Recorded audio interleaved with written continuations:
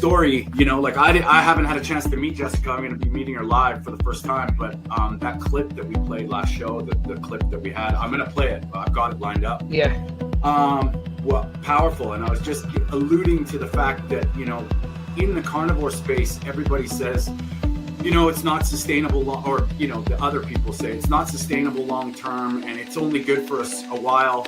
And I mean, I'm going to ask the question today, if it can do these miraculous healing things that are impossible, how is that not good later on? You know, like, so all the people that are broken, that got broken arguably by maybe their lifestyle and nutrition, have these healing things, and then they say, what, go back to the thing that broke you? You know, like, you can include carbohydrates, seed oils, processed food. Je kunt ook gewoon afvallen door in een calorietekort te gaan zitten. Je kunt afvallen door een GLP-1-agonist te nemen zoals Ozempic. Je kunt afvallen door 10 keer per dag te eten. Je kunt afvallen op ultrabewerkt voedsel. Je kan afvallen door te veel te trainen. Je kan afvallen door je eiwitinname te beperken. Je kan zelfs afvallen door minder te slapen. Vond je deze video nou nuttig? Like en volg voor meer.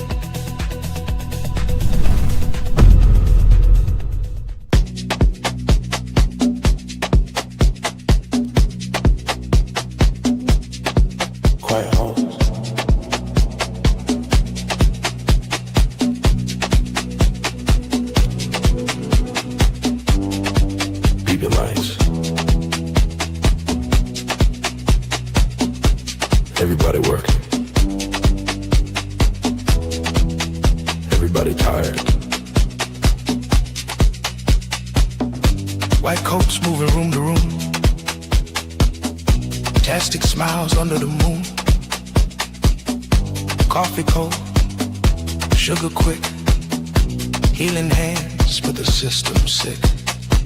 Break room snacks and bright display. Labels loud but the truth stays great. Trying to save another life while their own feels compromised. Same walls, same food, same cycle, same rules. White coats, sugar walls, healing signs, but we sick in halls. Trying to save lives, losing ours. White coats, sugar walls, sugar walls.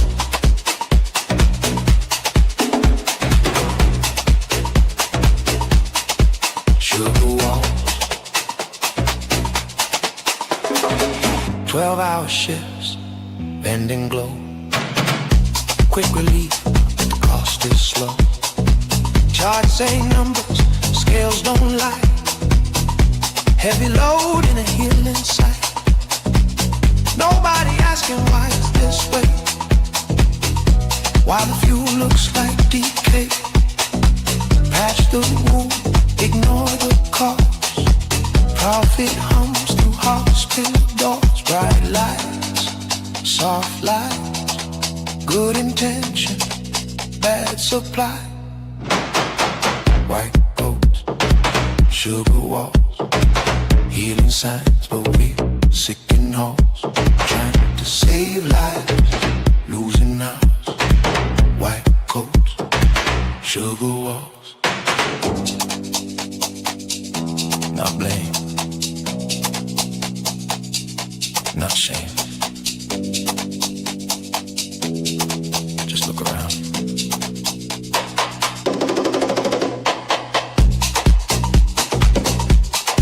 Sugar walls, white coats, sugar walls, white coats, sugar walls, healing signs, but sick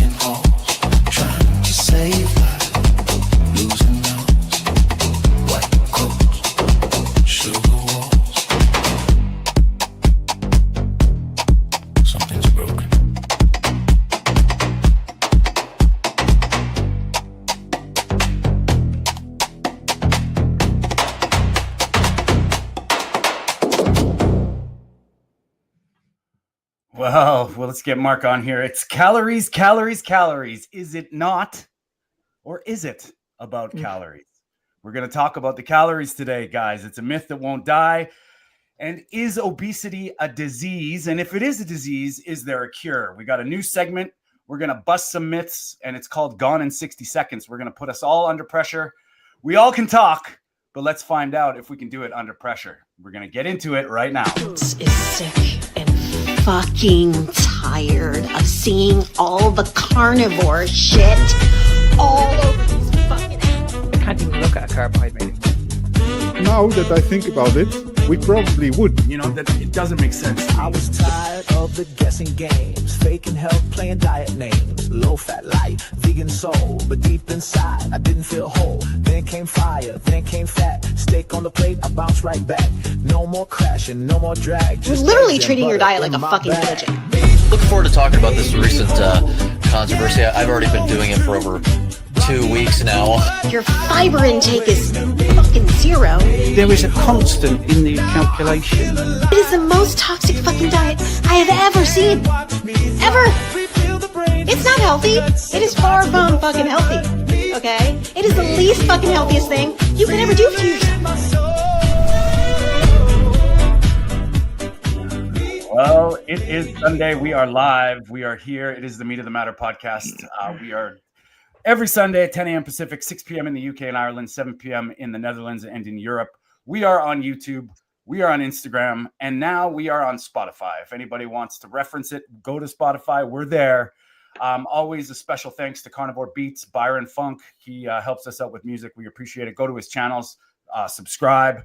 The Carnivore community lighting up. The village has been live. I don't know if you guys noticed. Mark, did you get a call this week in the village? They were making phone calls. It was pretty funny. Happens all the time. I got a chance to say a quick hi to Everett and Joe, and a shout out to the Carnivore community worldwide. We are big supporters of them. Mark is a very big part of it, and we're all part of it because it is our community. So go follow them on Instagram and YouTube, guys. They need the support on YouTube. We all do because this is our movement. This is our way. And, it's the odds are stacked against us. That's for another show. And of course, make sure you go and subscribe to Carnivore Evolution. That's Victoria and Mark's podcast. They go deep into stories and origin stories and journeys. Very, very great. They got some great guests. You guys have been on a roll lately.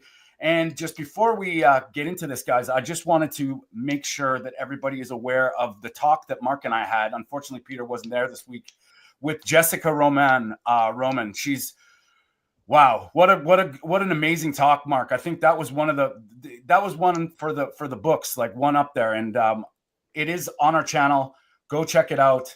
And of course, you had a chance to sit down with a legend, frankly, Rob Sykes, Keto Savage. That is on our channel as well. Mark, you guys had a great little talk about how he actually found this by accident, which is wild. A bodybuilder of his caliber, doing things, the right way by accident is pretty fantastic. And Peter, you've had a busy week, buddy. You've been with a friend of the show, a friend of ours. I mean, I've never really met him, but you get a chance to meet him. And that's Meat City. And it's always nice to have like-minded people in your house and make some videos, have a chat, eat together. We definitely need to get him on because I've done a podcast with him in the past. We definitely need to get him back on again. Yeah, would be nice. And unfortunately, I missed a lot the interview with Jessica. I've seen a little bit, 15 minutes. That was amazing. It was super interesting to see how amazing. Carnivore can help with so many conditions at so many different ages. Doesn't matter. Before we go on, guys, can I just give a massive shout out to Brian, the hunter-gatherer, on his good news this week. I don't know if you guys have heard, but he's going to be promoting the new Ketosis movie. He's going to be promoting it. He's going to be partner with them. It's unbelievable, great news. He only put this up on his Instagram, I think 2 days ago. So, Brian, if you're watching or you're listening, we're super proud of you, buddy, honestly. Yeah. And for all those who don't know, HunterGathererMindset is his handle. And, Brian's been a powerful ambassador for the carnivore community and us. And we've had him on. We've had an interview, I think, with him. And Peter and I had a chance to sit down. And actually, the first time we met, we hit it off. And Brian, we love you, buddy. And, you are necessary in this space. You've done an amazing job. And he brings a little charm to the matter. He's been known to drop some bombs, and we've had some good rants. That's what happens when you live in Ireland. Yeah. No. And then I've got to say something, because Lisa, I know you're here watching, and it's my bad, because Mark was actually we wanted to get you on, and I thought it was a different Lisa, and we will have you on, and love to have you on and hang out with us. You've been a great supporter, and we appreciate you and love you, and all your comments and in the chats. And I feel terrible because we got Miss Lisa in communication. So I'm sorry. I apologize, and we will. I will have to redeem myself with you. So we'll have you on soon, okay? And of course, all the people in the chats, we love you. Thank you for chiming in. We are on the Instagram. I get a chance to look at it from time to time. Some people go on there. We can't have it on one screen, unfortunately. I'm not that tech savvy, so this is a process. So guys, today, firstly, Mark sent us a video, I think, in our group. We do chat, we chat throughout the week. Usually I'm behind because it's my morning, it's their evening. So by the time I wake up in the morning, there's 60,000 messages from Peter and Mark, and I'm like, it's just the way it is. But he sent something over that was very kind of, it's something that we're going to talk about today when we mentioned in the show intro, calories. And I mean, I know Lisa made a comment like, it's the bane of my bloody life. I mean, being a health coach, I would have to agree with you. It's a dog that won't die. And we're going to get into this today and sort of discuss what this person did in social media. And I know Mark has a lot to say about it. And it's kind of weird because it kind of leads you're kind of lost about what she's actually meaning. And I have a funny feeling that we're gonna get into it. And then of course, dealing with the obesity epidemic, have our thoughts on it. I know Mark's very strong about this, and they're calling it obesity a disease, and we might have some things to say. So we're gonna let's roll the clip, boys. Let's get right into it, and we'll get our thoughts, and we can pause it as we go if we need to. Okay. Hand while I say this. Diet and exercise alone is rarely effective to treat obesity. And before you guys come at me and say, that's not true, diet and exercise, calorie deficit, you just got to be in a calorie deficit to lose weight, blah, blah, blah. Let me explain. Yes. So right away, you kind of get it. You're like, what are you, where is she going with this? Because there was a couple things you're like, okay. And then a couple was like, oh, I don't know. Like, what does this mean? So. Yeah, but you see the way she contradicted herself there. She said that it's not going to work through diet and exercise, but then she says a calorie deficit will work. Yeah. You know what I mean? So it's like she's contradicting herself straight away. And I want to reference before we even continue, the video sort of fit in the pre-show. If anybody if they're live or didn't check it out, but go check it out on the replay. Peter did a great video that actually is very I wish maybe Peter, you can bring it up because it's in Dutch, but the subtitles says it all. And you kind of it was like bang on to this. So. Okay. Yeah. I mean, it's the common story, right? With calorie counting. I mean, the one doesn't exclude the other. They are not mutually exclusive. Like dieting, it helps. Calorie intake, obviously, it's a given, although there are some nuances to it, because in the end, you should talk about mass in and mass out. Mm-hmm. But in the end, if you want, you can adhere to a calorie model, and it works. But of course, somehow all dietitians that propose this model, they somehow want to negate the whole influence of hormones. Yes.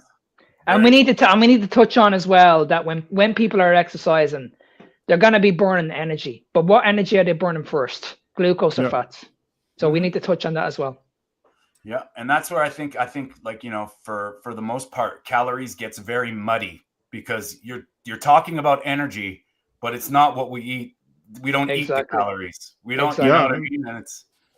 So. And there's one thing that is a bit like with nutrition research. If you have epidemiological research, all the confounders, they typically end up in the primary variable, which is often like a red meat or so.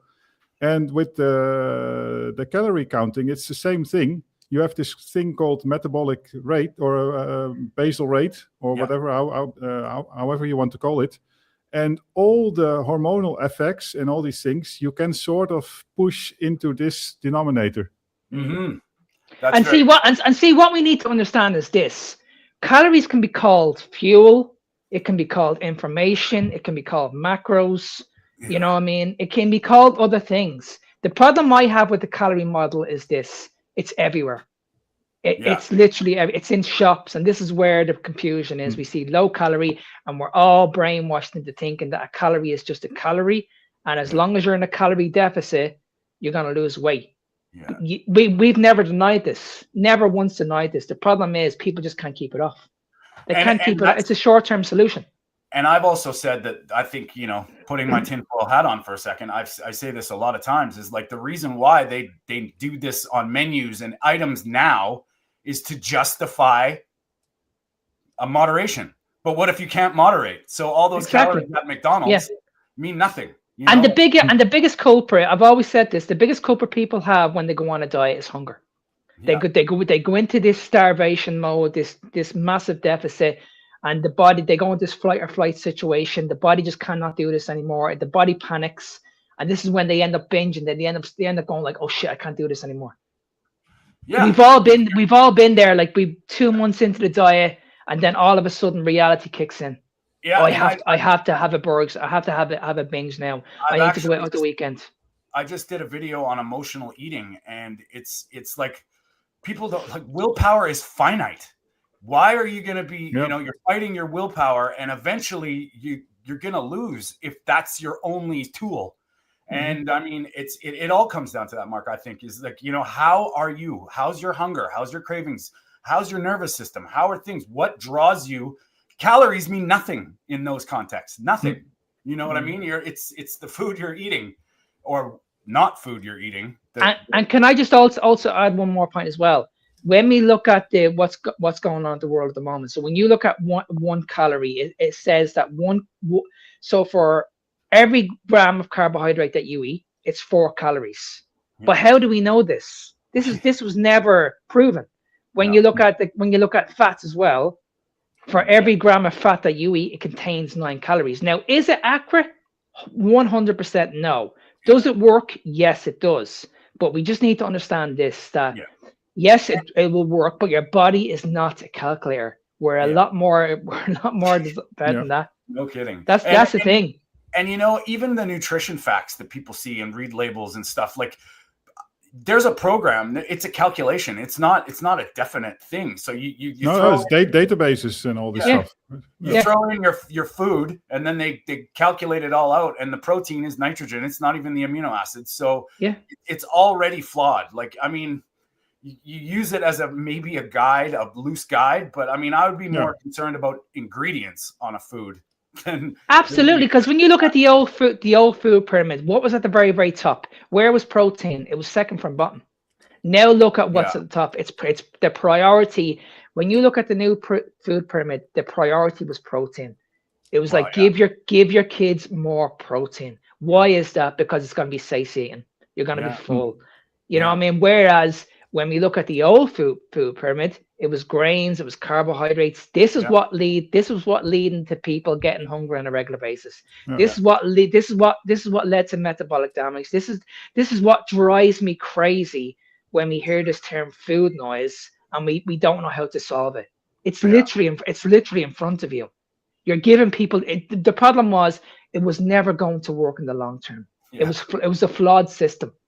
A massive flawed system. And Mark, you said, which is correct, because calorie counting on its own works in the sense that, well, people can lose weight and go to the gym and make calculations, and it sort of is a good estimate.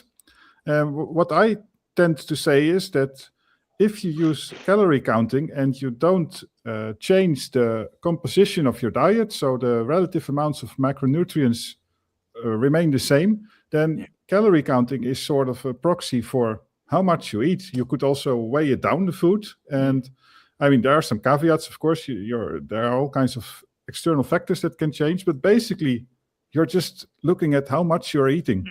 Exactly. Yeah. I mean, Michael Eads broke this down really well. I don't know if anybody doesn't, if you don't know who Michael Eads is, great ambassador for this way of eating. And I've been following him for years. I'm not sure where he's at now. Hopefully he's still around. But he says that it's like we should be talking about nutrition mass per gram. You know, what it's bringing you to the table. And then energy is different. It's your body uses energy differently than the stuff that makes you. And see, when you go into a deficit, sorry, Tony, and when you go into a deficit, you're depriving your body from valuable nutrients. Exactly. So that you're literally taking everything out what you should be adding into the diet. So when you go into this diet phase, this diet culture phase, you're eliminating energy away from the bodies because most people will remove the carbohydrates because this is how they're, you know what I mean? This is where they go first of all. It's amazing because they all go on about carbohydrates and how they're so valuable to the body. But you ask any bodybuilder, when he goes into a deficit, what's the first thing they let go of? Yeah. It's the carbohydrates because they bring the carbohydrates out, or sorry, they take the carbohydrates out and they replace it with just vegetables and protein. Yeah. And then you ask any bodybuilder, how do you feel like 6 to 8 weeks out from a show? Yes. They feel horrendous. Now, me and Robert Sykes only spoke about this the other day. This is the reason why we chose, when we went to do our competitions in the past, we chose to put our health first. Yeah. We weren't going on stage to win a trophy. We were going on stage to be the leanest person on the stage, look absolutely incredible, look shredded, but at the same time, our health was in perfect order. And that's like a longtime fan of Dr. Berg when he says that, like he sort of was the one that opened up my eyes. It's like, you don't lose weight to get healthy. You get healthy to lose weight. Exactly. Yeah. That's the way we should be looking at things. You know, but let's listen what the expert is saying about it. You have to be in a calorie deficit to lose weight. That is true. We are not disagreeing about that there. But what else is true that we know, because this has actually been studied, people have studied this, is that... Okay, I have a problem with that. Yeah, studies again. Research. Not even these people. It's just people. Yeah. People have studied, you know. Show me a It's study. like, where's the proof? Yeah. Show me. I want to see real life experiences here. I don't like, it's just... And you even see it under the little caption there. Is people have studied this. Like, people have studied this. Well, yeah, we know. People have studied a lot of things. How's that gone for us, right? Like, oh my Lord. Very, very few people can lose substantial weight and keep it off long term. This Mark, I want you to talk about that. We know, that's what I'm saying. We know this because I get these questions every single day. No word of a lie. I get random people reaching out to me and saying that, why can't I not stick to a diet? Yeah. Why is it that my calories are so low and I still cannot lose weight? I'm working, I know word of a lie. I'm working with a lady at the moment and she would tell you this herself. She has a PCOS problem. Yeah. Her calories were as down as 800 calories. Now, this lady's a big lady and she still couldn't shift the belly button. She couldn't shift it. And she'll tell you this herself.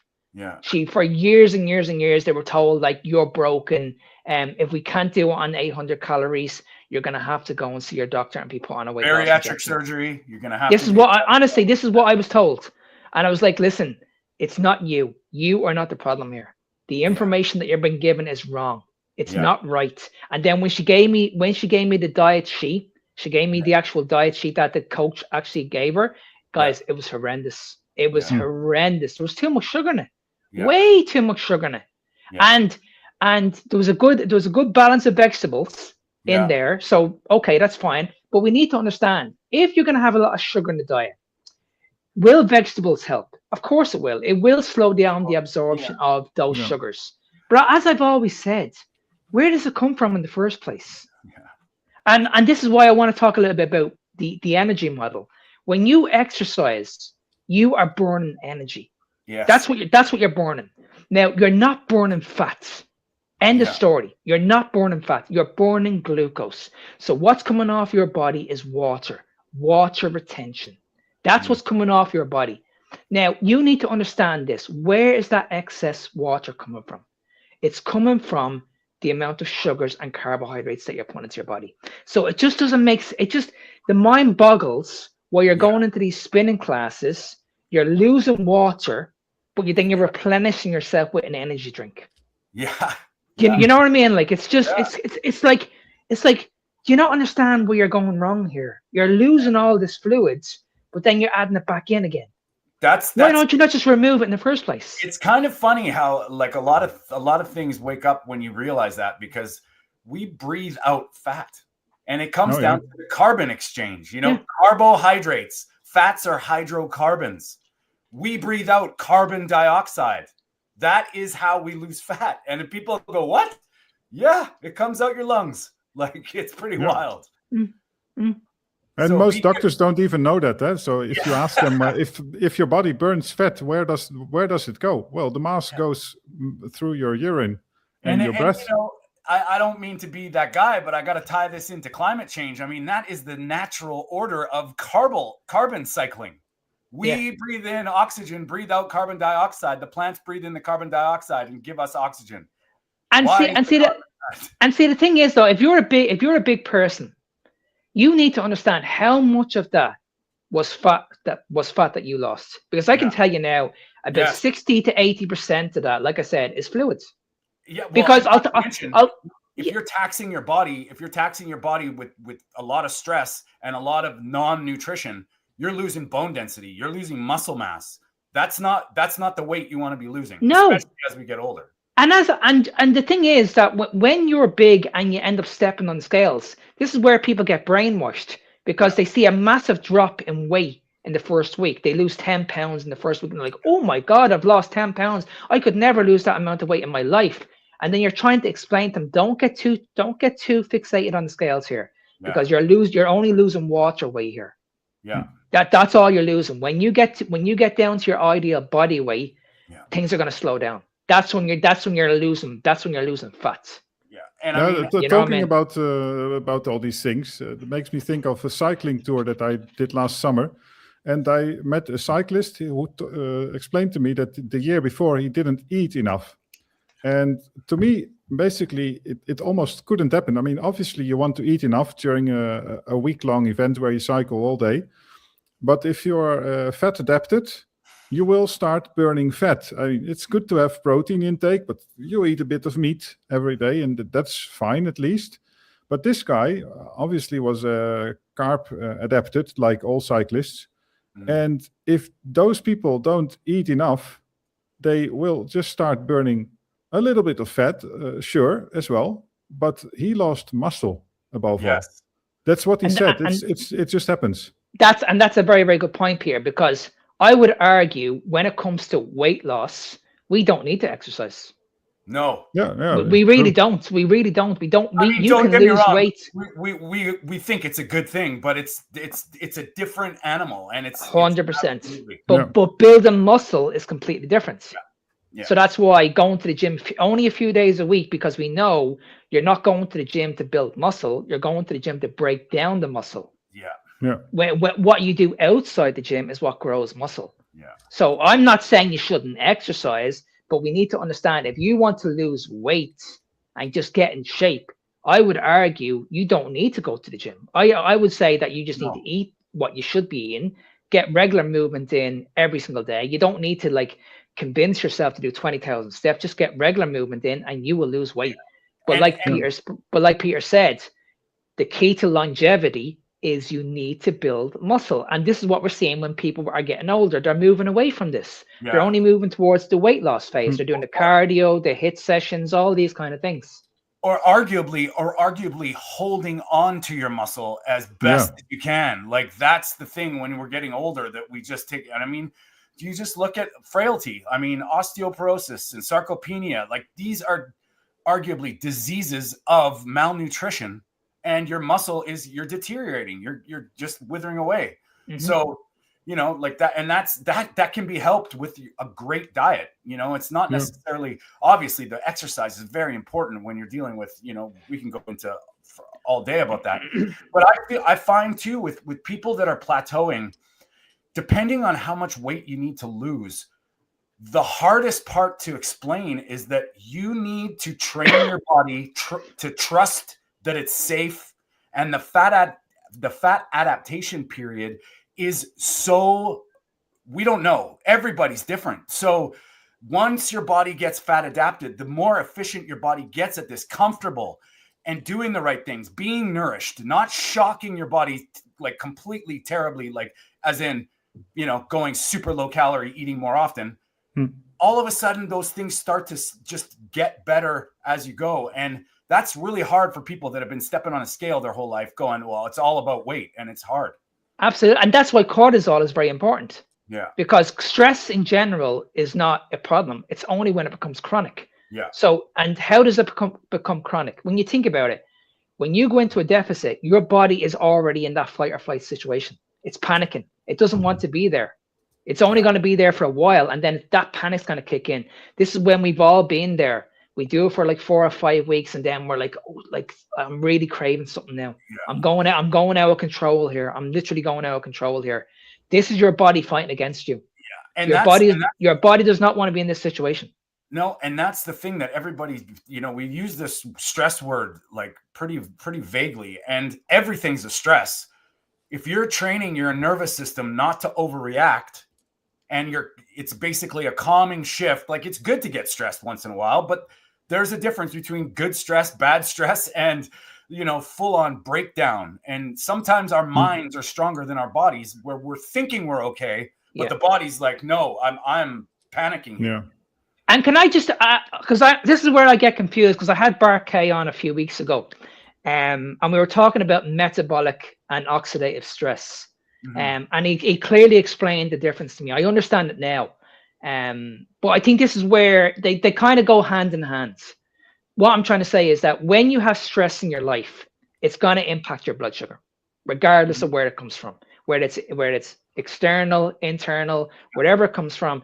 If your body is overly stressed, you're going to get these massive blood sugar issues. And this is why we know that there's a well-known carnivore in the space at the moment that's going on about this. But he's not going into detail why it's actually happening. And this is what really frustrates me, because you can clearly see that a lot of people are in that situation. They're metabolically damaged, and you can clearly see where the damage is coming from the overtraining, from where they're living, and the food that they're putting into their bodies. We can go on and on and on, but you know where I'm coming from. But it's just like people are not explaining the situation. They're not explaining why this is happening and how we can actually fix it. They're just saying, okay, you just need to be in a calorie deficit. We know you can be in a calorie deficit, but it's not going to work long term. That's the problem. Well, yeah, and I mean that's the thing with a lot of people that don't realize, like, there's certain things that how your body reacts to certain triggers or certain stresses. The difference between your immune system going into a cytokine storm, for instance, and just having a few mild symptoms is your chronic systemic inflammation and your immune system functionality. So that all has part to play in it, and we always put these things in boxes. It's like, it's either good or bad. And it's like, well, no. Your body it's a beautiful machine. And we think we're smarter than it. And it's quite often, it's telling you all the time. Yeah, I'm thinking, will she also talk about, because I have only seen the first 10 seconds, so the 10 seconds that we've seen right now. Will she talk about calorie deficit being necessary, and it's just enough to be in a calorie deficit and you don't have to follow this extreme diet, this type of... No, she basically goes, I'll let you guys watch the rest of it, but she basically says that a calorie deficit won't work on its own.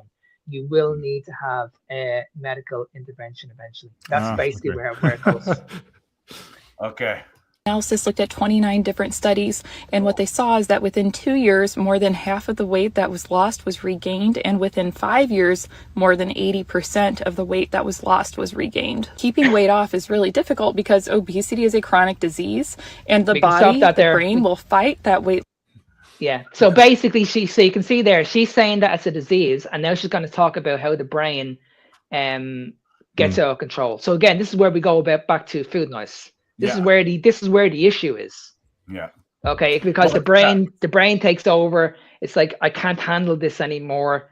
So she's saying, okay, this is why she's convincing people. Okay, you've done the low calorie diets. It's not working. You're not the problem here. You have a medical problem here. Well, and this is where I kind of hold caution to the wind here, because, like, is obesity a disease, or is your body just in dis-ease? Because you know what I mean? Like, it's like you don't catch I would argue very strongly, we don't catch obesity. We don't.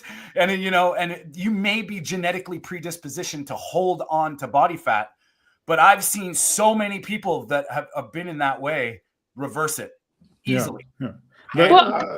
I was thinking that, is it a disease? Well, if it's a disease, it either has to be a 100% genetic disorder, so not a predisposition. It has to be something like a bacteria or virus. It has to be like injury, that type of stuff, injury to your organs or whatever. And that's about it. And for sure, there are some like rare exceptions where the obesity is caused by some kind of mechanism, a fault in the genetics or some other condition to which obesity is a secondary effect. But it's obviously not a disease. Yeah. I mean, if you want to say, exactly like you said, Tony, if a body is at dis-ease, then it is. And I mean, imbalance, dysfunction, what are there's always a cause and effect. So what is actually causing the obesity? And there's going to be other side steps, other triggers. So if you're treating it as a disease, of course, just go on Ozempic. Just go get bariatric. And why don't we not look into why people have to eat on a regular basis? Why don't we not ask that question? Why do these people feel they have to eat every 2 hours? Because I don't hear enough of this on social media. I don't know about you guys, but this just really, really wrecks my head. Why do people need to eat every 2 hours? They'll eat 12 times a day, Mark. Yeah. 12 times a day. you know what I mean? Every 2 hours. Yeah, it's like the minute you get up in the morning, I hear from all people all the time. When I get up in the morning, I'm starving. I can't go to work unless I have something to eat. And I'm like, why? Your body's in that situation already. This is where we go back to that fight or flight situation again. Yeah, and this is another controversial argument too, is disordered eating. Yeah. Is that a disease? Because like people, we don't go far back enough. Like, and then what to what you're saying, Mark, trying to will out an eating disorder, where the hell does that lead you? You know what I mean? That leads you into way worse conditions. And now you add malnourishment and not being fully nourished. Sorry, Tom. Yeah, because I can't understand when people go on about the carnivore diet being an eating disorder. If anything, your eating disorder is going to be looked after very, very well on the carnivore diet because you're not going to be hungry on a regular basis. You know what I mean? Whereas when I ask these people, okay, define what an eating disorder is for me. Just define what it is. No, they can't get back to me. To me, an eating disorder is when you're thinking about food all the time. Literally all. Now I know this because I went through this twice. Well, I was severely underweight and I was massively overweight. So I know exactly what the problem is here. I would say that, in my opinion, this is my humble opinion, an eating disorder is anything that's not natural. And that's an argument. Everybody has a problem with that. But I think a natural way of eating, whether it's ancestral, whatever diet you're on, the natural way, which you can argue, but, I think we've seen it in a lot of this community. Arguably, what is the most a species-specific human diet? And anybody that says that they've gone that route and says, I start needing to eat at this time, it's very rare that people need to eat when you're fat adapted, you've been nourishing your body for a number of years. You don't get erratic behaviors. It goes the other way. And we see it over and over again. So I think that's, anything that's not natural. And if you're reaching for Coke, Twinkies, and Doritos that's not natural. You're out of control. Yeah, you're literally out of control. It's an addiction. It's just, you have to face it. It's an addiction. You have a problem and that's it. And I believe that modern ways have led us down that path. And then they justify it by saying you're broken. And the cycle continues. And they're trying to mask it by covering it with fiber. It's just, you know what I mean? It's just like, oh my God, like it's crazy. It's crazy. Yeah, no problem is that it makes you feel twice as good or half as bad if you eat the fiber. Sure. Yeah. All right, let's continue, boys. Loss every step of the way. What I have seen in clinical practice, and I'm going to go ahead and just speak for every other doctor ever, is that many people will lose the same 50 pounds and then they will gain it back, and then they may lose it again, and they may gain it back. So they can lose the same 50 pounds over and over again. Yeah, I also have a problem with that, because is it the same 50 pounds? Because I guarantee you along that way, doing what you just said, you are losing bone density, you are losing muscle mass, and your body is rebounding by putting on fat because it's trying to survive. So it's not the same 50 pounds. Sorry, doctor. Yeah. So it's not that people can't lose weight with a calorie deficit, and that is not what I'm saying, because yes, people can lose weight with a calorie deficit, but keeping it off is important for the treatment of obesity, because that's... Did you hear it? That makes blows. Yeah, of course, because keeping it off means you're not obese. Anyway. It's where we see health benefit. You have to keep the weight off to see health benefit and other... Do you though? Okay, because now I tell you what, if you have bariatric surgery and you don't know what nourishment is, you're in a lot of trouble. Yeah. Take that gastric band off and you are in a lot of trouble. Chronic conditions that are associated with obesity. Diet and exercise can cause weight loss, but this is not equivalent to treating and managing chronic obesity. All right, buddy. Oh my God, it's just... And I guarantee you, if I would go out of my way to say that, that leads to a certain injection and an ambassador for like this will help, because it's just all about the calories. So just eat less of a shitty diet and you're good and you're healthy. And that pisses me off, really. And you know what the funny thing is? I put that up ages ago, and I only checked it there a few minutes ago. 20 views is all I've had. 20 views. That's all that's been on it. So you can clearly see they don't want this information out there. Well, yeah, and that's I don't want to use that as an excuse, because there is certain things. I'm actually digging deep into the algorithms and stuff, but it's really funny. Two things usually happen when we start talking about controversial stuff. The internet starts glitching. It's just weird, but it happens. And another thing is when there's something so powerful and we start mentioning buzzwords like the C word or the O word.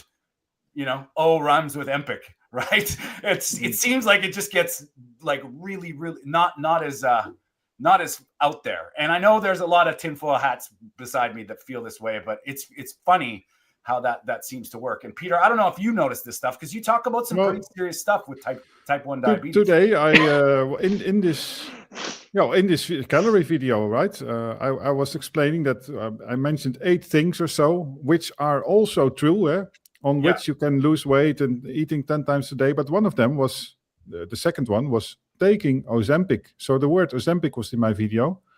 And I think that triggered something, because I had to repost it 3 times in order to make the video a bit... door in een calorietekort te gaan zitten. Sorry, I put it up so we can watch it, because I want everybody to watch it. This is a good one. So sorry, Peter. Explain. Yeah. So I used some hashtags focused on losing weight. So together with this Ozempic story, I think this combination of words is also not really... Well, you can have 2 things. Either the algorithm doesn't like it and they don't want to promote the whole stuff. Yeah. And of course, it's super popular. So I am fishing in the same pool as the big guys that are probably promoting Ozempic and with hundreds of thousands of followers.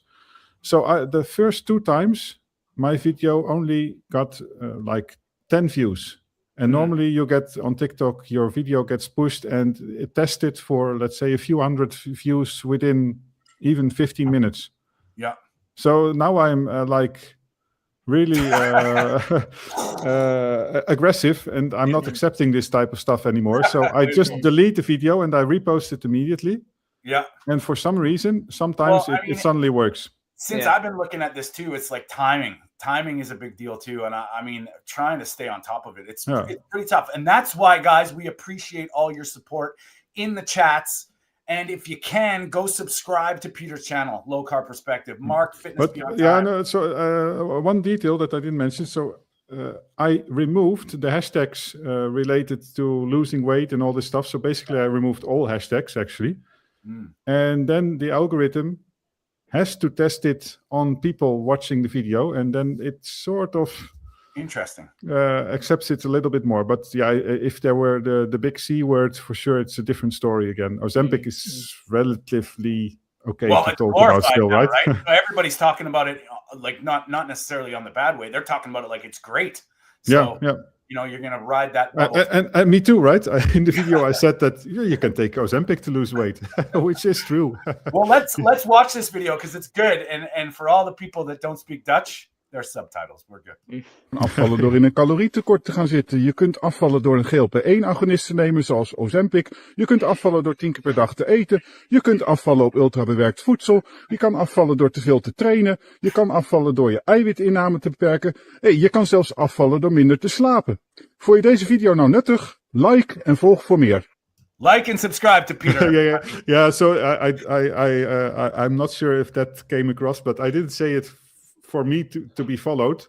No. But I was angry for a video that I saw earlier on, in which a person was mentioning the third item I mentioned in this video is that you can eat 10 times a day and still lose weight, and that it's the typical setting, a table on which you see a pile of loaves of slices of bread and some other snack.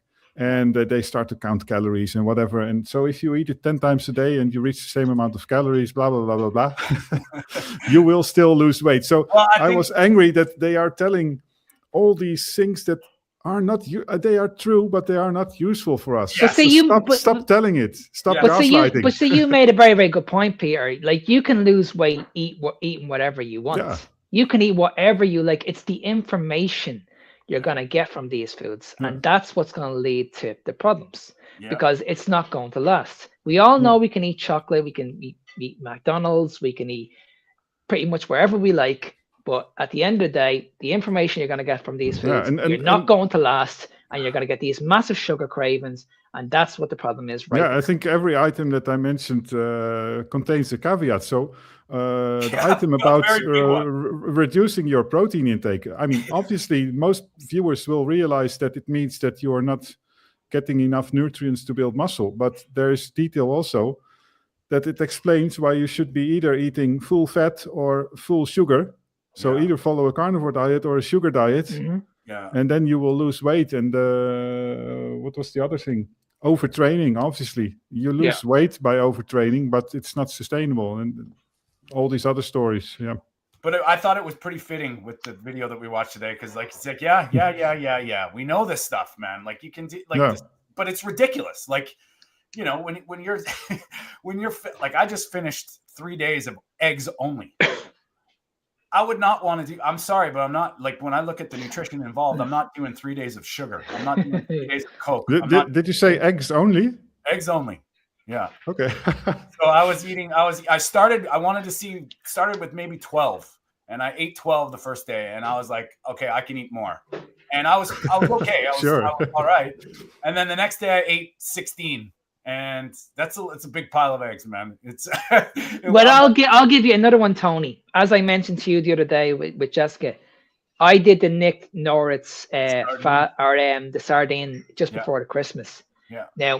Now my food intake was very, very low, because I could only eat like pretty much 4 tins a day. Yeah. Maybe 5. Yeah.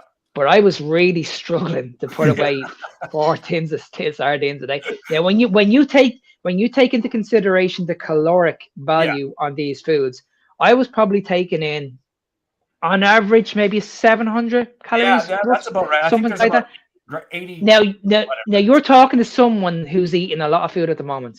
So calorie wise, I'm probably on around 4,000 at the moment. Yeah. So to go from 4,000 to 700, you would think that's going to have a massive impact on the body. It didn't, because I was full.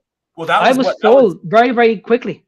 That was what I found. There was a threshold between 12 eggs and 24 eggs. There's like there's a window, but I was like, I'm not gonna lie, I was bored shitless. I was like, this, like, just that. By the end of the mouthful, I'm like debating with myself: are you full, or is this?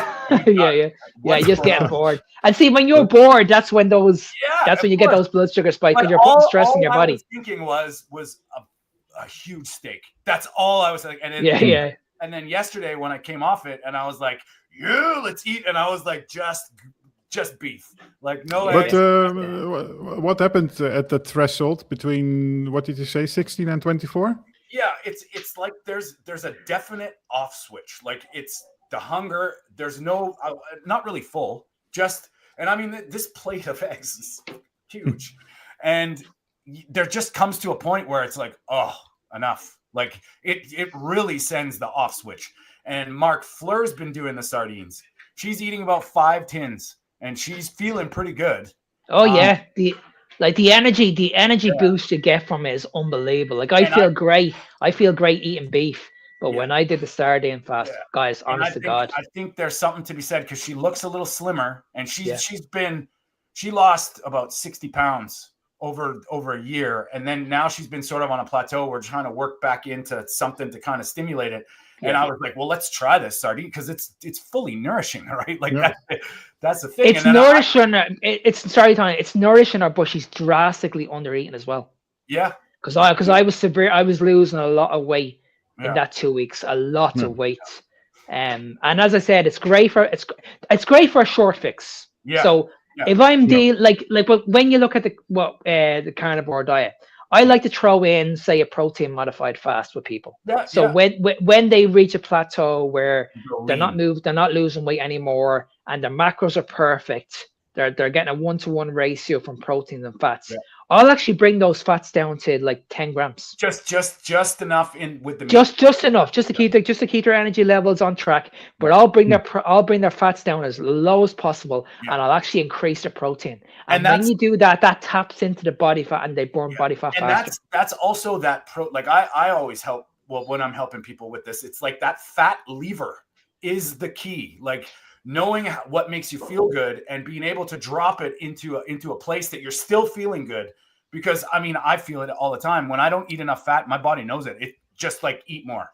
And I'm not necessarily trying to lose anything. It's not about that. I'm trying to be ultimately intuitive. But it's amazing how people, once they get over the fear of fat, because that's what we're being programmed with everything. It's with this calories, with everything. Fat is calorie dense. You gotta go low fat. I think it's you got to get your body fat adapted. And then once that happens, you can play for sure. But that's a sign of a good coach, Tony. And that's why the reason you're a good coach, because you should be going off how people feel. So if they're on those macros, they should be providing you with the information. So if they say to you, Mark, I don't feel good, my energy is very, very low, then that's an indication to increase the fats. Yeah.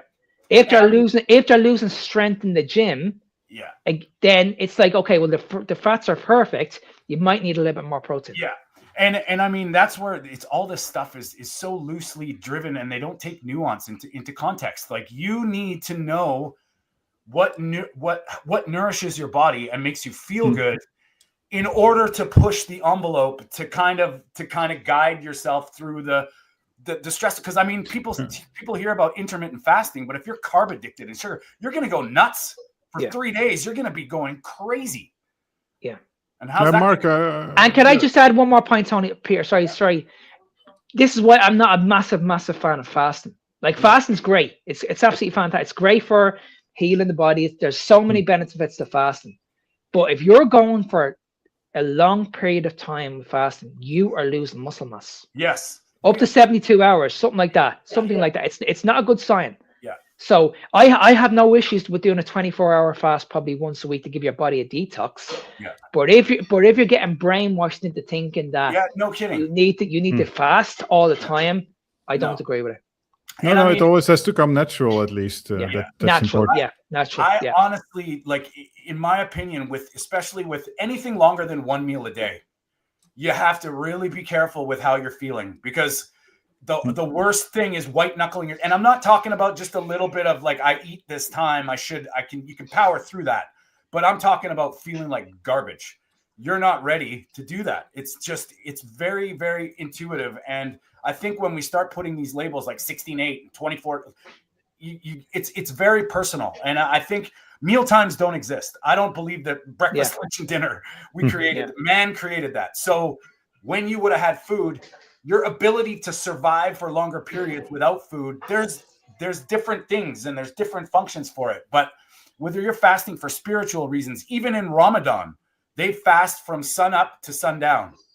They don't do they call it fasting. And in my mind, 10 years ago, I would have said, that's crazy. 12 hours without eating.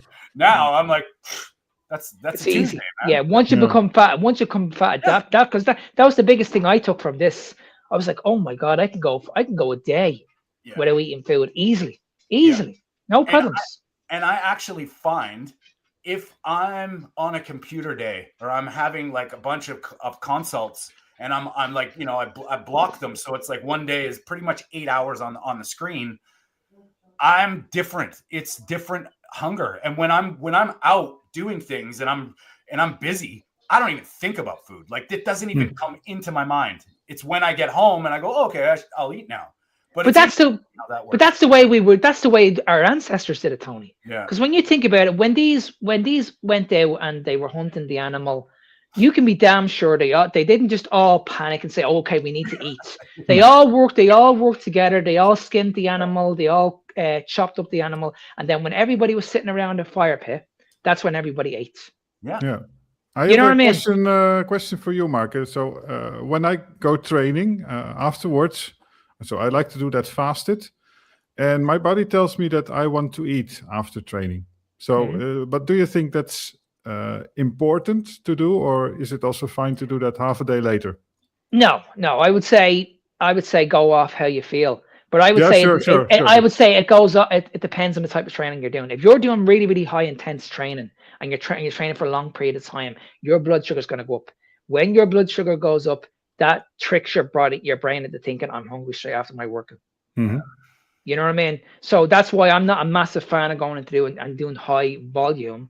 Like you don't need to put an awful lot of effort into your workouts. You just need to do enough. When you're building muscle, you're just putting a stimulus on the muscle. You're not going into the gym to literally destroy yourself. Like I don't care what any expert tells you differently. You're not going into the gym to lift all the weight in the gym. You're going into the gym to stimulate the muscle. The muscle hasn't got a clue how many reps you're doing, sets you're doing, how much weight you're lifting. The muscle only knows one thing, and that's tension. So you're arguing basically that if you do it like that, you can also eat 6 hours after. Yeah, absolutely, because you should not be coming out of the gym thinking, "Oh, I'm ravenous now." Because this is where if you watch anybody in the gym, they'll train really, really hard, and they'll say to you, "I need to train to earn my food." Do you ever hear that? Yeah, no, sure, yeah. They'll say, "I have to earn my food." That to me is what you call an eating disorder, because they're out of control. They're literally out of control in that situation. Whereas for me, I go into the gym, I do enough. I do enough for my body.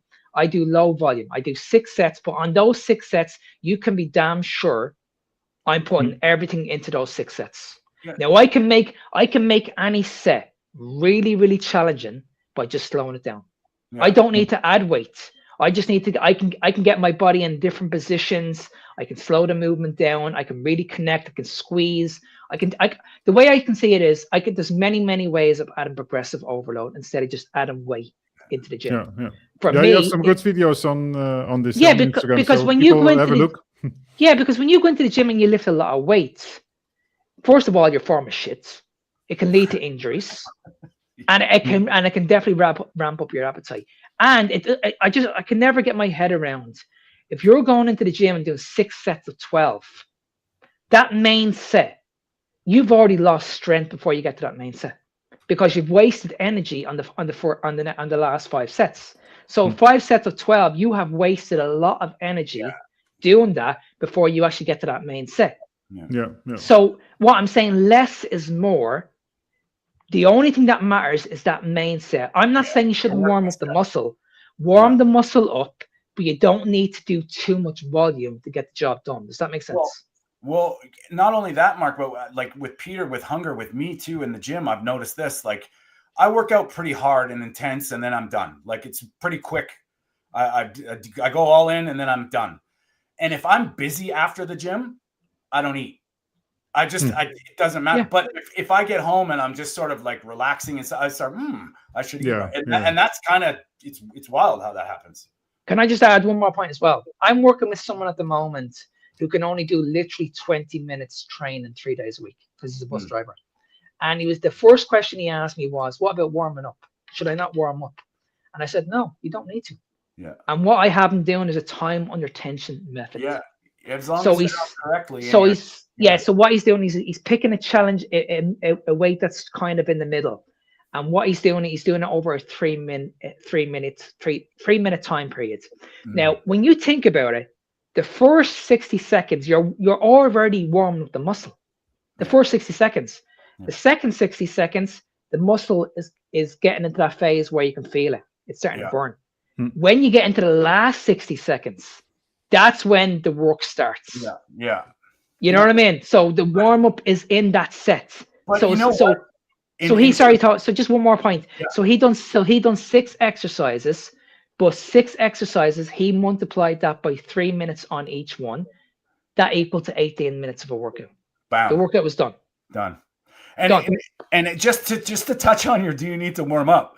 Well, I'll tell you what, if you're in nature and a bear comes around the corner, how much cardio, how much stretching? Absolutely. You're 100%. You slide down a hill and you're dangling from a cliff and you're hanging on for life, how much warm up do you get? So exactly. My warm up, if I go to the gym, is like I walk there, so that's already half an hour walk. Right. That are my legs. So if I'm doing a leg day, that's the warm up basically. And of course, during every type of exercise, I will just do a few reps at lower weights and then go. Yeah. And at the very beginning of the gym session, I do 5 minutes of rowing.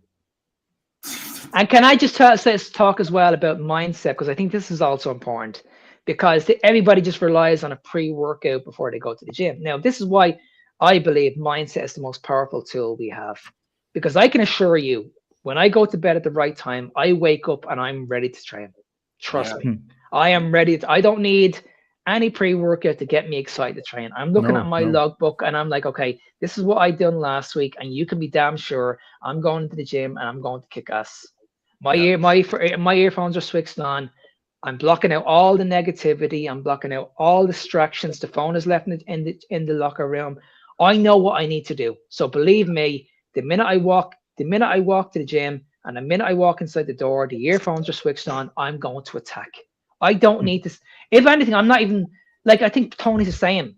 We don't even drink any water during our sessions. No. Like, my sessions are like 30 minutes, 40 minutes, and I'm done. I do an hour and a half of yoga, and it's like, I do a form of yoga that's very active. It's Kundalini yoga. It's like, it's movement and breath work. Like, it's not just poses.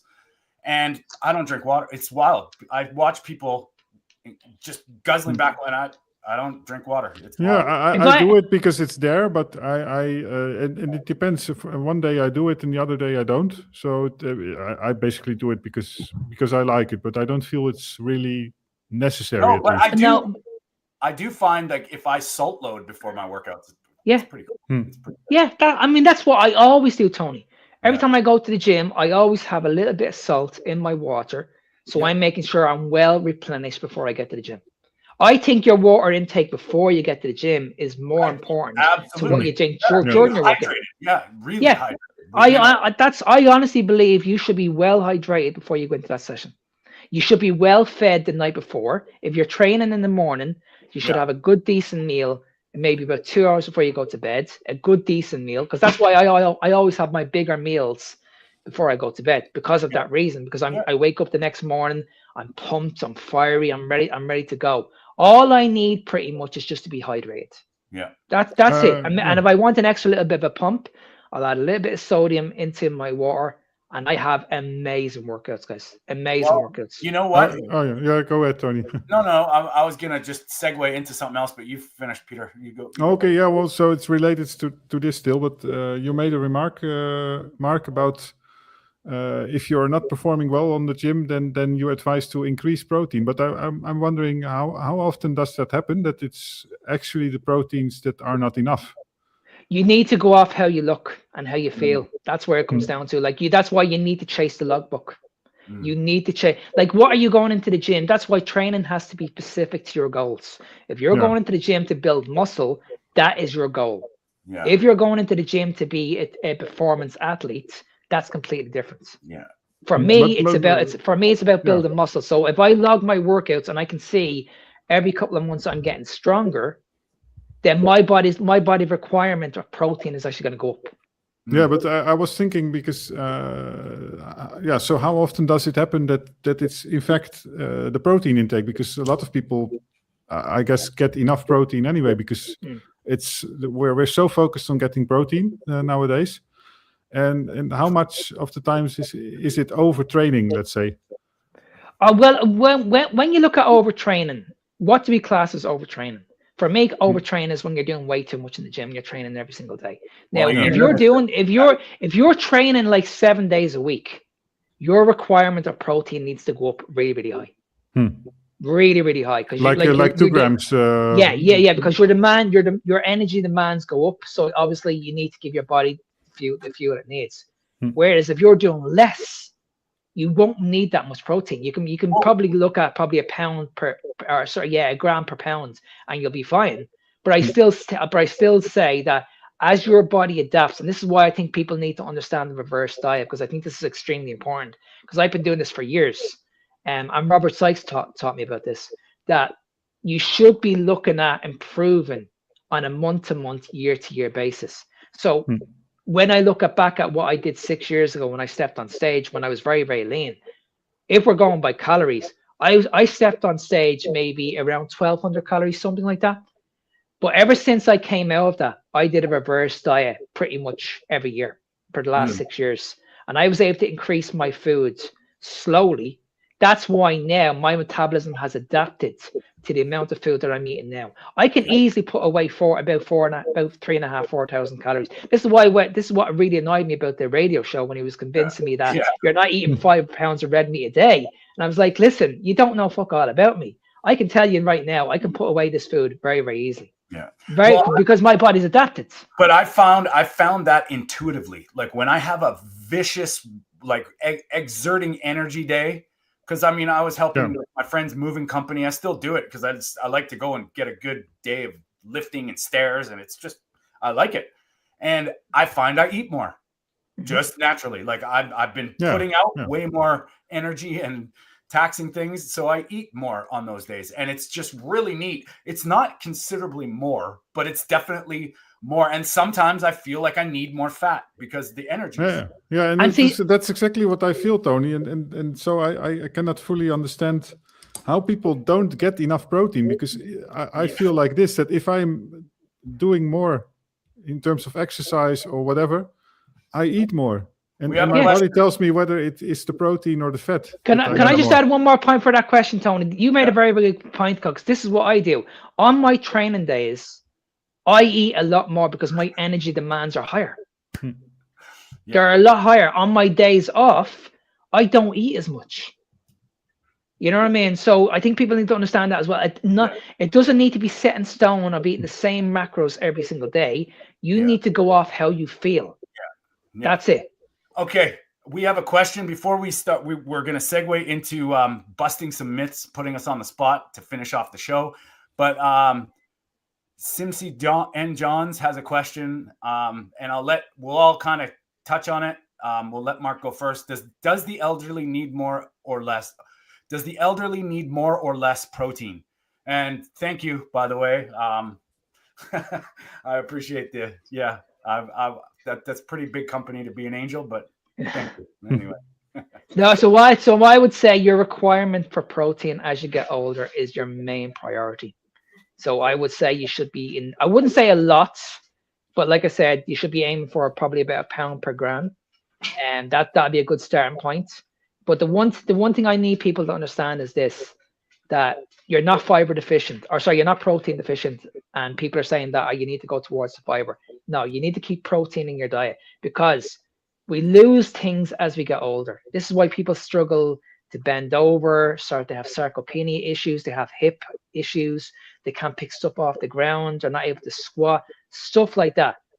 This is why your requirement of protein is extremely important, because the most important macronutrient that you need in your diet is not carbohydrate, it's not fat, it's always going to be protein. Protein is the macronutrient that's the key to longevity. Yeah. It's literally the fountain of youth. It really is. I agree. Peter, do you want to touch on this? Yeah, I think that's, I totally agree with that. And it's important to realize that it's crucial for your muscles, but also your bones. People don't realize, often they don't realize that your bones are made of a lot of protein, especially. So not so much calcium, which is of course also there, but you need protein to build muscle. Yeah. And to build bones, sorry. All I'm going to say, as far as the elderly need more or less protein, you need the amount of protein that you need.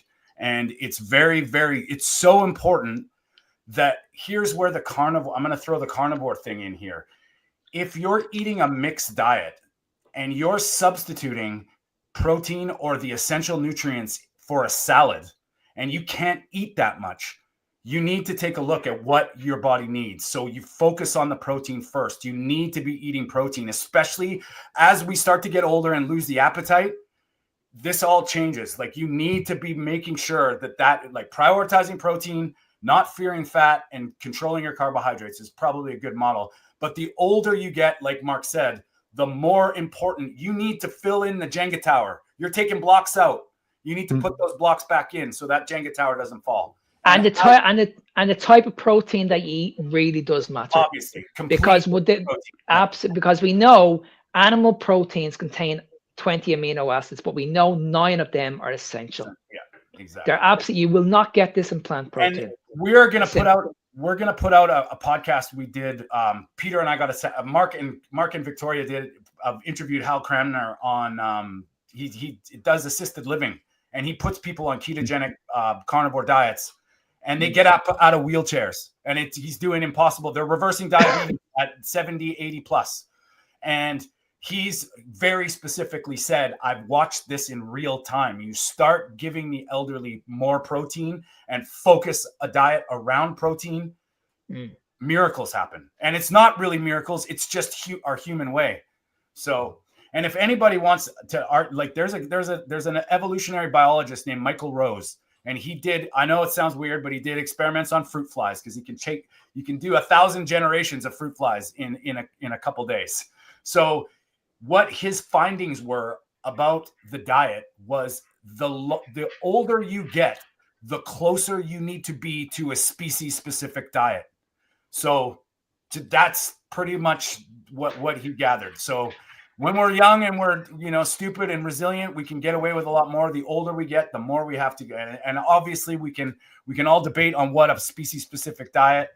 But that's the thing. I've added 5 pounds of year of lean muscle bone, according to my fancy scale. So close to 50 since going carnivore. Nice. Amazing. Good stuff. Keep it up.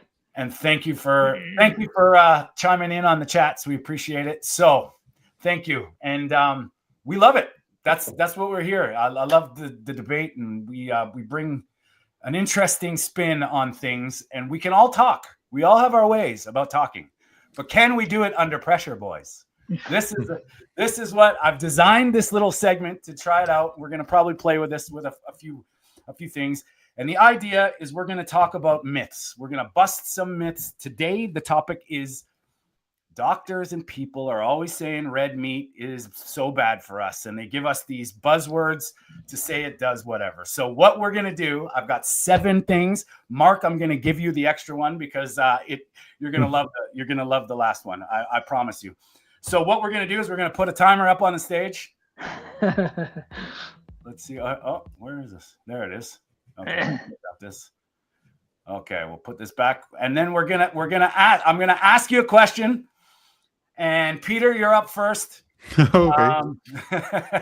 And you get 60 seconds to bust the myth. So this is gone in 60 seconds. And we're going to say, first question, Peter. Red meat, they say red meat causes heart disease. Heart disease. Well, because it contains saturated fat. It's a building. This number is so scary. This countdown. No, but it's based on epidemiological research mostly, and they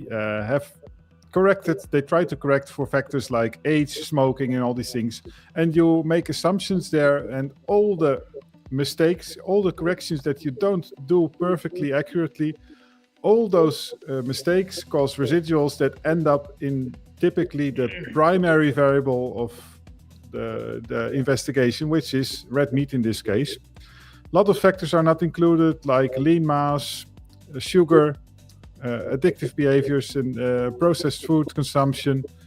So what you will see is that is a correlation of 1.1, 1.3. It is full of residuals, totally useless. Well done, Peter. Good stuff. timer. Mark, you can go up next. And you have saturated fat from red meat clogs your arteries. Well, I'll just keep it simple. If it clogs your arteries, I would have been dead 6 years ago because I eat a lot of saturated fat, a lot of saturated fat. The myth about saturated fat has never been proven, ever. It's always been based on studies. When we look at the saturated fat model, what we need to understand is what are you actually mixing with the saturated fats? That's what the problem was. So you guys need to look more into the Randall cycle. You'll actually understand what the problem is here. So I'll give you guys an example. When you're eating your red meat, your steak, anything like that, what else are you having it with? Are you having it with a bun, chips, orange, alcohol? This was the problem right here. It was never saturated fat on its own. Plus, if saturated fat was the problem, then why is it that all of us are on a low-fat diet and yet every single one of us are still struggling and heart disease is still the #1 killer in the world? You really need to ask yourself that question. So it's never been proven, guys. Do the research on yourself. Way to go, buddy. Way to go. All right. I'm going to try and do this with this timer, but sometimes when I'm running a thing from my internet, it kind of glitches out. So hopefully it doesn't glitch out too hard. Well, mine is red meat is inflammatory. So let's go. So we have to look at chronic systemic inflammation. Now, what is chronic systemic inflammation? Something is causing a reaction. Inflammation is a reaction to something.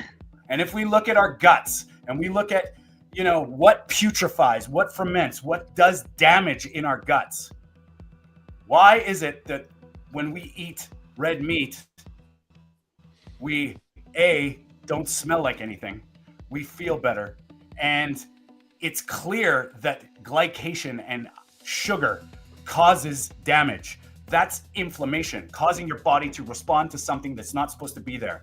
And if you look at a bunch of anecdotal evidence with people, how they feel when they eat red meat, it's the exact opposite of inflammation. It calms everything down because the body gets to process all the bioavailable nutrients that don't cause any damage and do not putrefy in your gut. Good man, Tony. Good man. All right, I like it. We're gonna go here now. Peter, we're winding up. You lose points if you have some seconds left, right? Minus 3 points. Okay, so Peter, we're gonna go with right up your alley, buddy. Diabetes. Yeah. Red meat is dangerous for diabetics and metabolic health. Oh, yeah.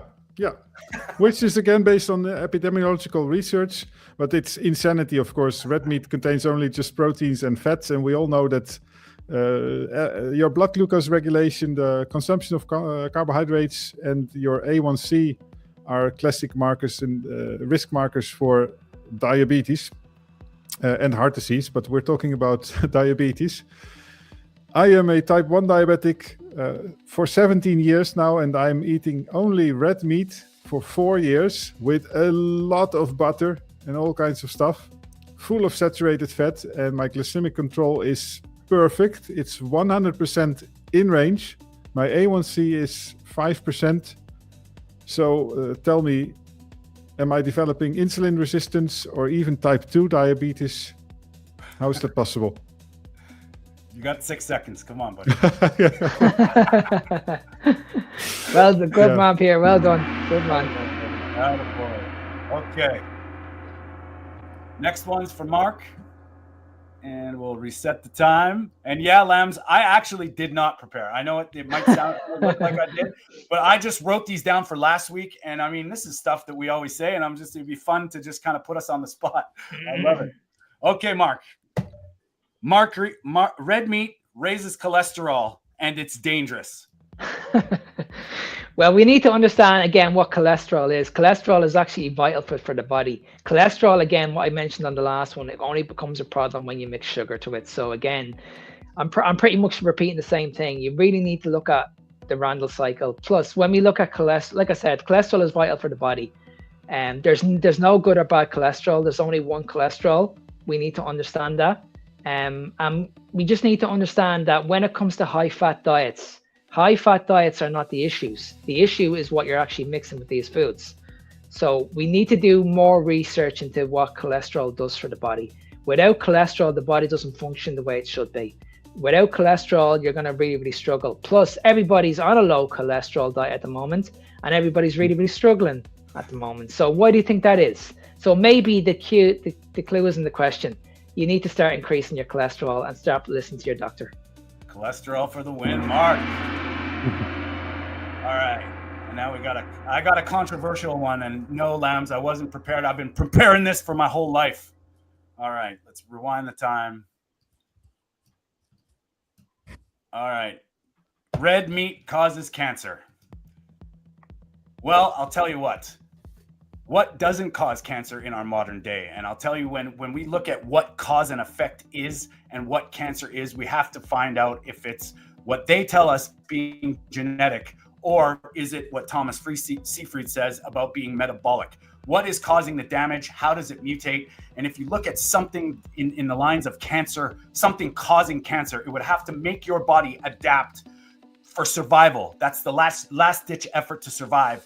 And something that causes that would initially have to cause damage. Now, with what I just mentioned before, red meat not causing inflammation, there is no reason why the body would go into a survival state when you're feeding and nourishing the body with the stuff that we've been doing since the dawn of time. Human beings have been eating meat. There was no cancer way back 150,000 years ago, and now there is. So it probably wasn't the meat. Check out the cave paintings. Boom. Let's go. Mic drop right there. All right. Okay, buddy. Mark, you're going to laugh. I hope you don't laugh for 60 seconds. But this one was specifically for you. And it's funny how many times it came up. You should limit red meat and replace it with more fiber. Oh, my God. Okay, well, where do you want me to start with this one? Give me one reason why I need to eat fiber. Just one reason. There's no nutritional value in fiber. It's a non-nutrient for a reason. It pretty means that your body can't absorb it. We can absorb all the meat that we want. And this is the problem right here. You're not going to have any digestive issues whatsoever eating red meat, whereas you're going to have a load of digestive issues when it comes to fiber. And we also need to understand this. The reason why you guys are eating fiber is because your blood sugars have been spiked. We spoke about this earlier on. So yes, there's a case of adding fiber in if your diet is shit, pretty much. But if you're not on a shitty diet, your need for fiber goes all the way down. And I can assure you, I'm doing this 6 years now. I have had no issues with going to the toilet whatsoever on a meat-based diet. I can assure you. Attaboy. Yeah. Well, that was gone in 60 seconds. I think we bust some myths. So, like, guys in the chats, let us know. Did we do a good job busting myths? We're always we can talk a pretty good talk. I know this with all of us. We have our expertises, if you will, but it's kind of nice to just put yourself on the spot and try to explain it, because, you know, how many times do we have conversations? And I'm sure James, I know you in the chats probably have these conversations with people every. You got to justify yourself in a matter of seconds before they throw in all the cliches and all the bullshit. But wouldn't you love to test yourself up against one of these experts? Yeah. These doctors or these fitness experts out there. You'd love to be given the chance to go on a live call with them and just see and just test yourself against these people. Well, I would love that. I read a lot of blood work from my clients, family, and friends, and I ask them to ask the doctor, what is cholesterol? They won't even. They'll just mention. I haven't got a clue. It's the marker on the page. Yeah, because only good and bad cholesterol. They don't talk to you about anything else. That's all that comes out of their mouth. They haven't got a clue. Because I always ask this question and they never get back to me. Ever. And I mean, that's kind of like what we touched on with Jessica, like on Friday. The doctors spin the wheels and they don't answer anything. They lead into what they think and how it is. But when you ask them a real question about something that they might have to actually think about, it's pretty wild what they come up with. And most of the time it's just they resort to the medical. Like I got ChatGPT, man. I can answer those questions. You like doctors, that's all they're doing is they're just regurgitating what they've been taught and told. And I'm not dogging doctors. They probably all got into it for the right reasons, but unfortunately, our system has been severely corrupted, and it's very obvious.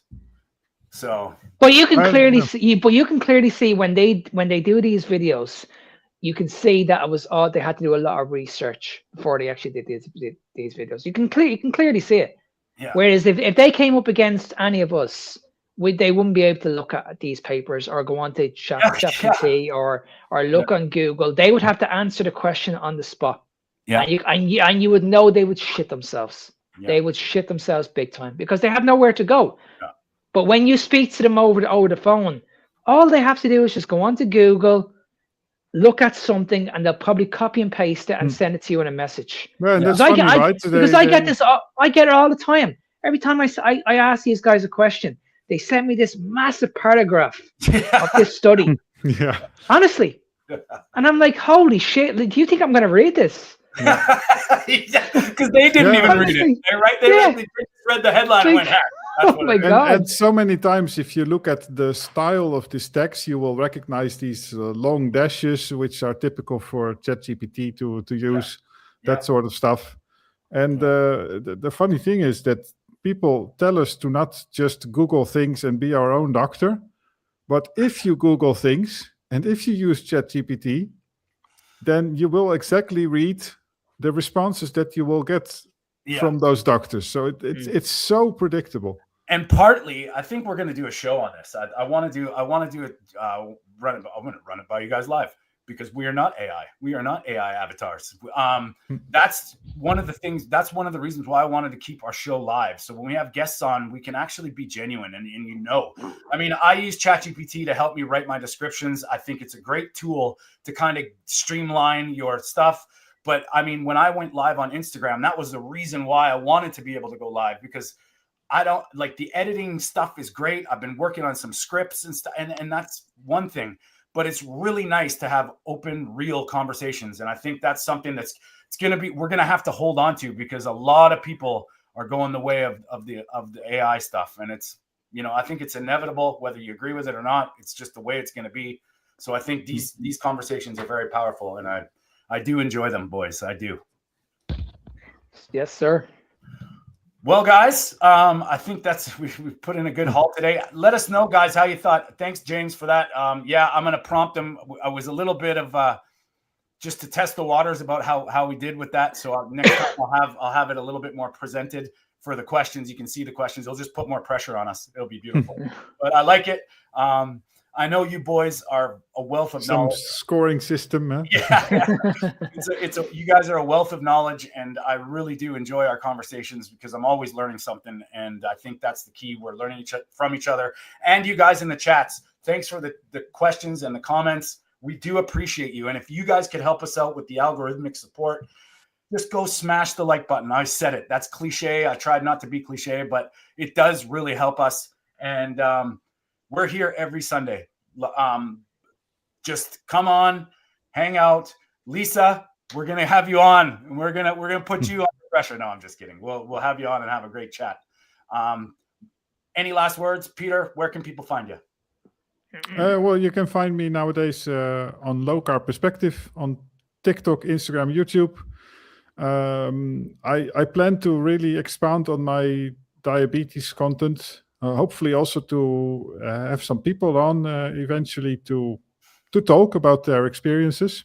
Yeah. And I also opened a place on those accounts right now on TikTok where you can ask questions. So if you have any questions, look me up on Low Carb Perspective and also Dutch Carnivore. So if you are more interested in the carnivore related stuff, then go there. Nice. Love it. Mark? No, and again, the show went really, really well, guys. Another great episode. Lots of valuable information.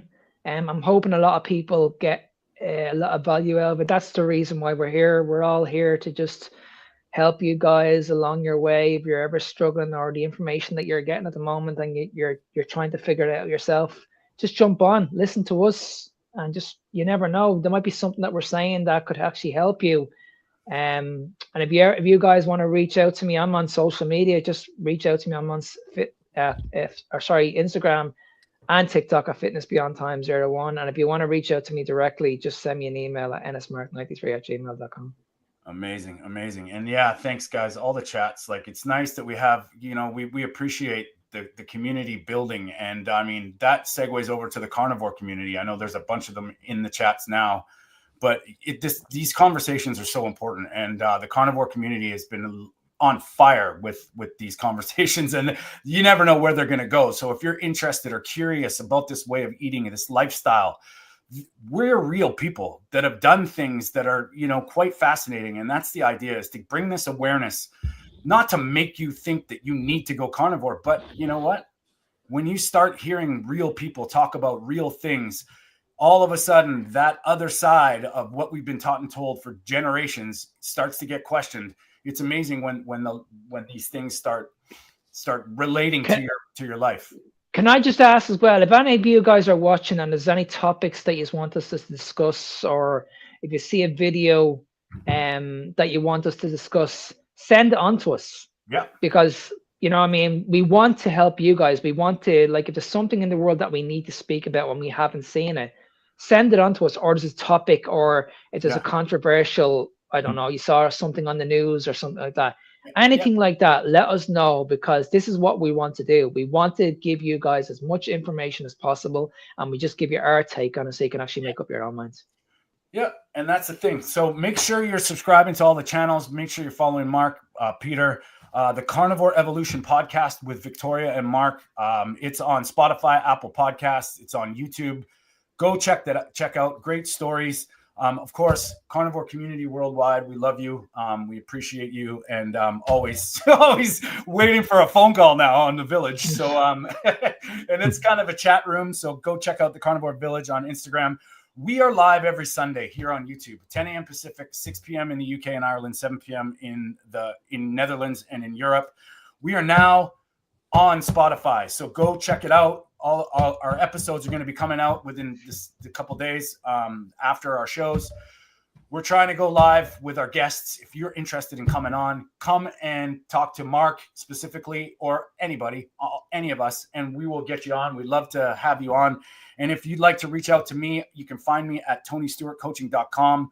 I am starting a new thing where I'm going after the GLP-1s, boys. Like, this is going to, I'm going to be going after you, Oprah. Like, it's going to happen. I've had enough. Just be kind to allulose, at least. No, but that could be a tool, very, very powerful. But if you're looking to reach out to me, TonyStewartCoaching.com, or you can find me all over social media at Tony_Food for Thought. Thank you very much for being here. We love you. We appreciate you. And we will see you soon, if not next Sunday. Thanks, guys. Speak soon.